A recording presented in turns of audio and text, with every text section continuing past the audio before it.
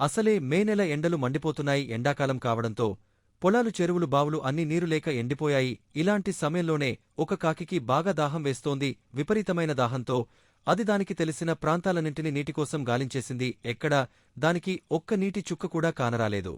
అలా నీటికోసం కాకి వెతకని చోటు లేదు. నీరు మాత్రం దొరకడం లేదు. దీంతో అది రోజు రోజుకు నీరసించిపోతోంది. ఇక ఇప్పట్లో నీరు దొరుకుతుందన్న ఆశ కూడా లేకపోవడంతో దేవుడా నన్ను నీవే రక్షించాలి అని మనసులో అనుకుంటూ అలాగే ఉండిపోయింది.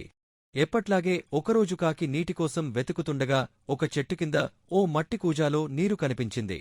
నీరు బాగా అడుగున ఉండటంతో కాకి వాటిని తాగాలంటే అందటంలేదు. దొరికిన నీటిని ఎలాగైనా సరే తాగితీరాలని అనుకుంది. అయితే ఎలాగంటూ ఆలోచనలో పడింది. వెంటనే ఆ మట్టి కూజాను ఒకవైపుకు వంచింది. కూజా మెడ ప్రాంతం బాగా సన్నగా ఉండటంతో నీటిని కాకి అందుకోలేకపోయింది. ఇప్పుడెలాగబ్బా అనుకుంటూ అటూ ఇటూ తిరిగింది. అలా తిరుగుతుండగా వెంటనే దానికో ఉపాయం తట్టింది.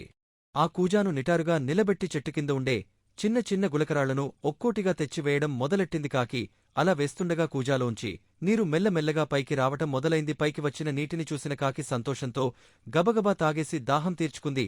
తాను చేసిన ప్రయత్నం ఫలించటంతో కాకి పట్టరాని ఆనందంతో ఎగిరిపోయింది. ఈ కథ ద్వారా మీరు తెలుసుకున్న నీతి ఏంటంటే ఏదైనా ఒక సమస్య మనకు ఎదురైనప్పుడు వెంటనే కుంగిపోకుండా బాగా ఆలోచించి మంచి నిర్ణయం తీసుకోవాలి. అలాగే మనం అనుకున్నది సాధించాలంటే ముందుగా కష్టించి పనిచేయటం నేర్చుకోవాలి. బాగా ఆలోచిస్తే ఎంత పెద్ద సమస్యకైనా పరిష్కారం అనేది తప్పకుండా దొరుకుతుంది.